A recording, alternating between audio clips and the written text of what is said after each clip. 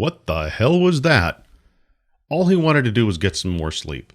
It was like having a party of 10-year-olds, all the banging and crashing, and he'd only been asleep for a few minutes. He knew Muffin had given him something to keep him from getting a hangover because it always gave him a worse headache if it hadn't taken full effect. Victor, Bob was trying to clean the lounge. I've told him numerous times not to do that. He broke the glass on the beer dispenser. I'm afraid we'll have to figure out how to keep your beer at a proper temperature. Fine, so Bob is doing his best. What else is banging around? That last one didn't sound like it came from the lounge. Vic liked Bob. The robot tried so hard and was just so darn polite. Besides, they needed an artificial life form on board. It was almost an unwritten rule. SPX-39 had been scared of its own shadow, but still did some of the things they needed from time to time. Bob was the same, even if it proved to be the clumsiest bot in the galaxy. At least it was mostly harmless. The last impact was on the outside of the ship, towards the aft section. Okay, what hit us? I'm calculating that, Victor. Once I know, I will let you know. Vic fought his way off his waterbed, the best improvement he could have possibly asked for on this ship, and up the ladder to the navigation level. The new crew's quarters gave them each their own personal room, and was much bigger, and a whole level down from the navigation, galley, and lounge. Sure, it was a little more difficult if you had to get from your bed to the storage area, but everyone having their own room made life so much better on the ship. After getting to the top of the ladder, he saw Bob, standing in the passageway between the galley and the lounge. I'm sorry, Mr. Vic. I was just trying to clean as quickly as I could and, well, you know how I get nervous sometimes when I'm in a hurry and trying to do a good job and my arms go all wonky on me. Vic put his hand on the robot's shoulder. I understand, Bob. Now, please, try to relax and just go sit down. We'll figure everything out.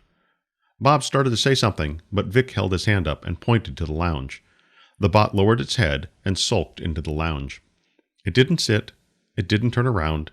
It didn't even move once it had found a spot to stand. It was like scolding a child when all it wanted to do was help you do the dishes. June, Joey, where are you two? We're in here. Vic followed June's voice into the galley. Joey was still looking scared, or tired, but at least he wasn't catatonic anymore.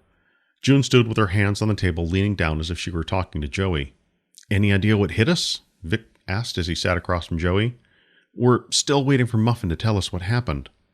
It's probably that black hole engine we've got. It's sucking in debris from the planet we're towing. June smacked Joey on the back of his head. Stop that! I told you already. We have that under control. Joey crossed his arms on the table and put his head down. Fine. Vic, why did you have to show him that drive? We're out in the middle of space. How was I supposed to know the kid was going to freak out? I mean, he's been all googly-eyed at everything else he's seen since he got here. I thought he'd be excited to see it. It's not like I've been able to spend much time showing him things while we're in port. The two of you keep taking off and usually take Dexter with you. What, now you feel like Joey and I are abandoning you? This wasn't the time or place for a discussion like this. Vic rubbed his head. Hopefully this headache would go away soon. Why did Muffin keep spritzing him with that stuff? Okay, look. We'll all have a nice sit down soon enough. But right now, we need to figure out what hit the ship, and if there's anything else that's going to hit the ship. I'd like to make this delivery and have the ship still in one piece. Something banged loudly on the hull.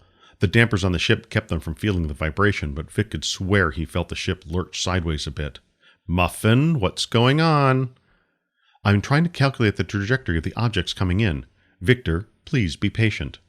We don't have time for patience. Is there any damage to the exterior? Muffin beeped.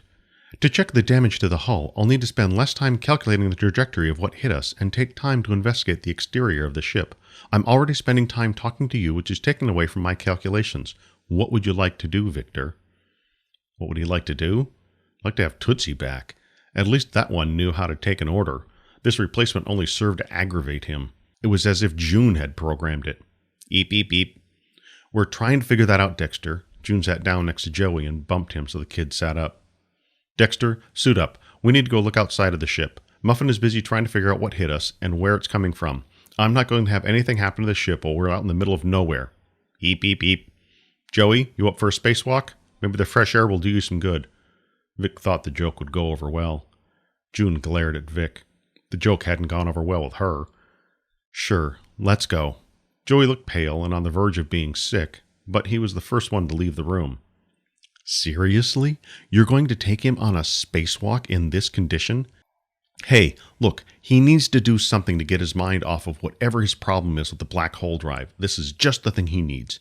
Let's go, Dex. I was about to make breakfast. At least you can wait until Muffin has analyzed whatever hit us. Another boom echoed throughout the ship.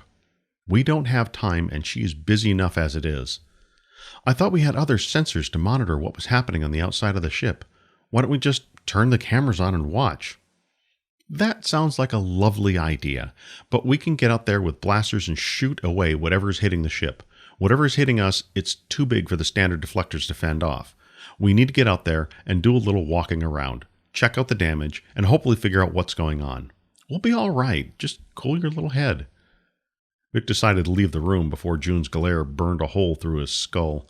It wasn't like they'd been in that much danger anyway. The ship was pretty big, and anything hitting the ship would likely miss them. Even if they did get hit by something, the hard suits would protect them. They just needed to make sure they stayed tied off, so they didn't drift away. June worried too much. Maybe that's what had gotten Joey all worked up over the black hole drive. Dexter, Joey, and Bob were all in the weapons locker. Dexter and Joey were getting suited up. Bob appeared to be helping them, but Vic had told the bot to stay in the lounge. What's going on? Eep, eep, eep. Not you, Dex. Bob, what are you doing down here? We're about to take a walk on the hull. You need to stay inside. I thought you were going to stay in the lounge. Vic, please let me go with you. I'm sure I can be of help, and if anything goes wrong, well, I don't need air. I've got magnetic feet so I won't fly away, and I just want to be there to help you. I've got great eyesight, and it's easy for me to see anything that's moving. You can count on me to stay out of the way unless you need me. Thank you, but please stay inside. I don't know what's going on out there yet, and we just need to assess the damage. Muffin is busy, so the three of us are going out there. Do you think you can stay by the airlock in case we need emergency help once we come back? Oh, certainly I can do that, Vic. I'll go get the medical kit and I'll wait right next to the airlock. Waiting. Bob kept on talking as it exited the room in search of the medical kit that Vic doubted they would need. Are you two almost ready? Vic asked as he started putting on his suit. He hadn't worn the hard suit in a long time. June and Dexter were in charge of making sure the gear was in ready condition, so there was no doubt in his mind it would be safe. What is it we're going to be doing out there? Kid, I thought you were listening. We need to go and check out the hull for damage. If there was a hull breach, we'd be hearing all kinds of alarms. But I want to know what we're dealing with, so we're going to go out and take a quick look around. Oh. Eep, eep, eep. Dexter's eyes blinked out of unison as he cocked his head to the side. Yes, and you can take the lead. They finished donning their suits and made their way to the airlock. Bob's mouth grill glowed, showing he was talking, and Vic just nodded as the airlock door opened. Bob continued to talk even after the airlock door had been closed. Vic waved and smiled. June, can you hear me? Got you, Vic. You guys be careful out there. Let me know if you hear anything else hit the hull. Will do. Hey, kid, look up there.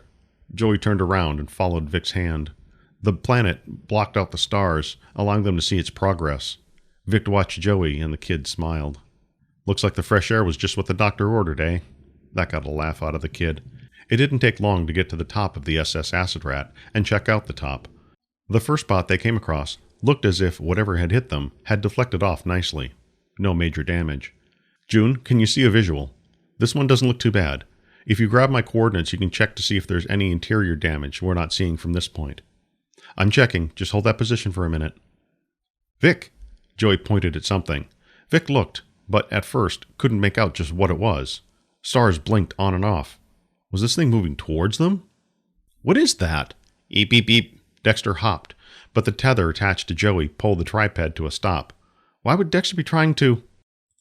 You've been listening to Hollow, V&A Shipping, Book 2, written and read by J.R. Murdoch. For more information about this production and its author, visit jrmurdoch.com. There are a lot of ways you can choose to spend your time. Thank you for choosing to spend it with me.